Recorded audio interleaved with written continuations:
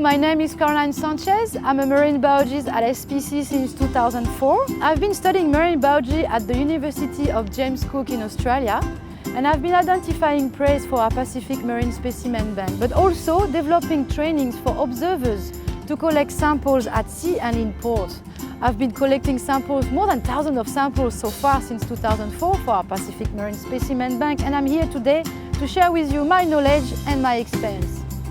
Today we're going to learn how to extract a mussel sample from a tuna for different analyses. We will see 4 distinct techniques, including extraction for genetic purposes. I'm going to show you how to extract a mussel sample from a tuna. Do not cut a section of mussel without permission, as some fish have a very high commercial value.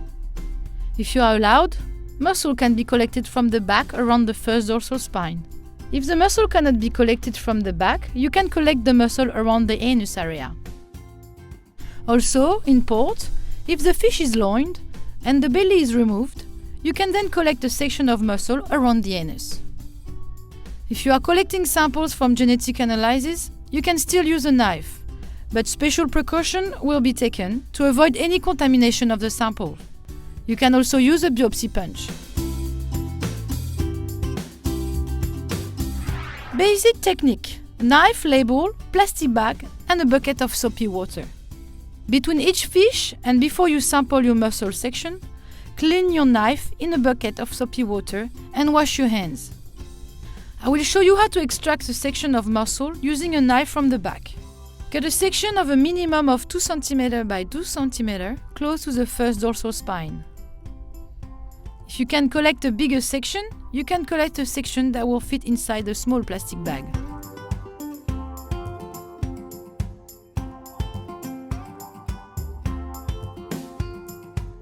Remove the skin from the mussel sample.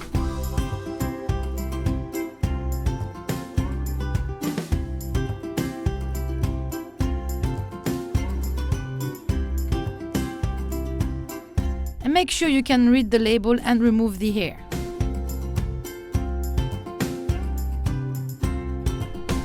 Always place your sample away from the sun. Place your sample inside the cooler straight after the extraction, and when you have time, freeze your samples. I will show you how to extract a section of mussel from the anus area using a knife. Cut a section of mussel around the anus in a curved shape. If it's not possible, you can also collect a ribbon following the cut made by the crew.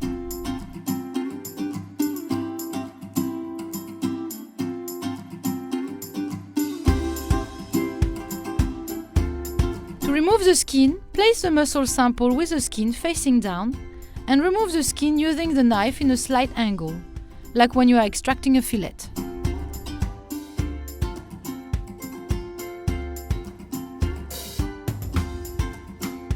And make sure you can read the label and remove the hair.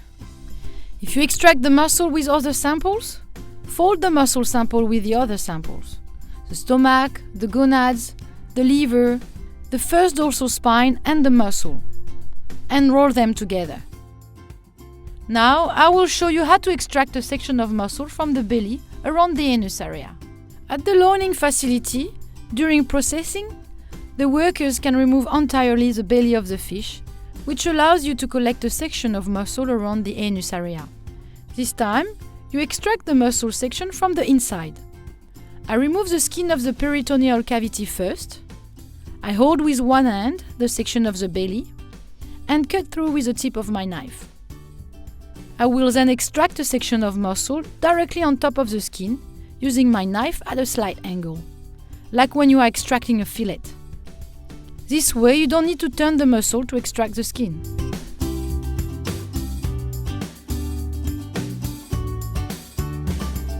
And make sure you can read the label and remove the hair. For genetic analysis, prepare your area, making sure wind or water will not spill over your sampling area. For example, if you are undertaking the sampling at sea, try to be somewhere where no one will disturb you, as you need to pay attention not to contaminate your samples. Organize your station to allow for the quickest possible access to your equipment. We are going to need a knife, plastic bags, a label, a wiping paper, vials, RNA solution, a bucket of soapy water, a sponge, bleach, gloves, a cooler with ice, a vial box, and a permanent pen. For your genetic station setup, prepare your genetic cooler with ice. Prepare your vials and RNA later.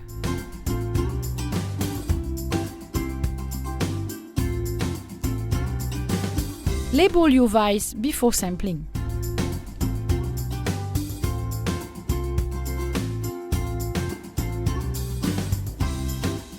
Fill 1 or 2 buckets with soapy water. Put on gloves while hands are dry.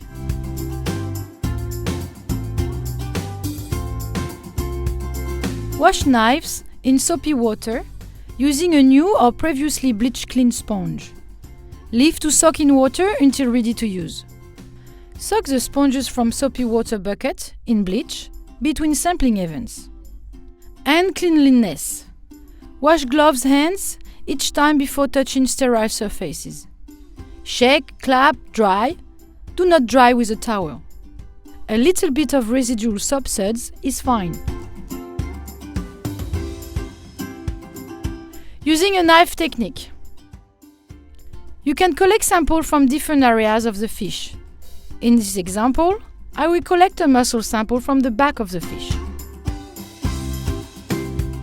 I wipe the fish with a single-use serviette at the sampling location until the skin is dry and free of mucus residue. I discard the used serviette. I wash my gloved hands again if I touch any unclean surfaces, including the parts of the fish that have not been wiped.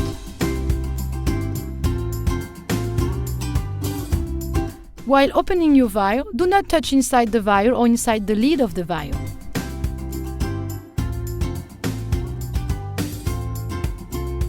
While cutting and handling the knife cut sample, minimize muscle tissue contact with any surfaces other than the knife. Take a slice of tissue that is about 2 to 3 cm wide and no more than 5 mm thick.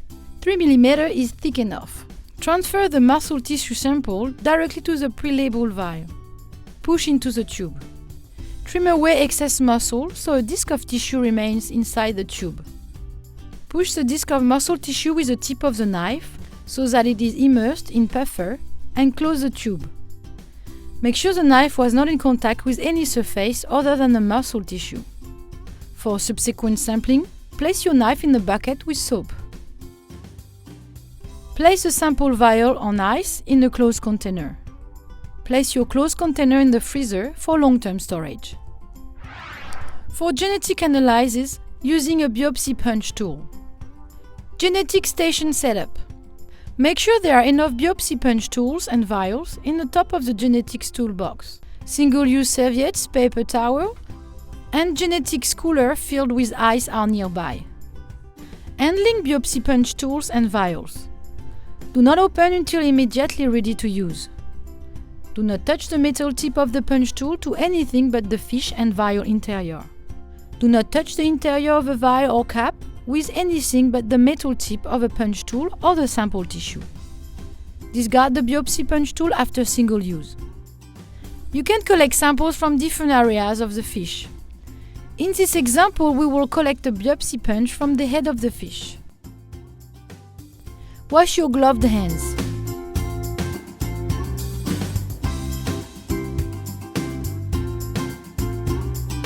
Wipe the fish with a single-use serviette at the sampling locations: head, back, tail, lateral line, anus, from one side of the body only, until skin is dry and free of mucus residue. Discard the used serviette. Wash your gloved hands again if they touch any unclean surfaces, including parts of the fish that have not been wiped.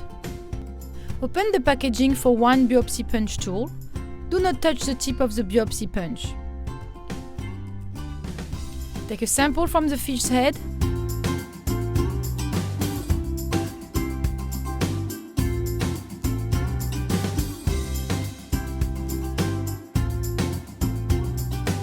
Place the sample in a vial by pressing the upper part of the biopsy punch tool.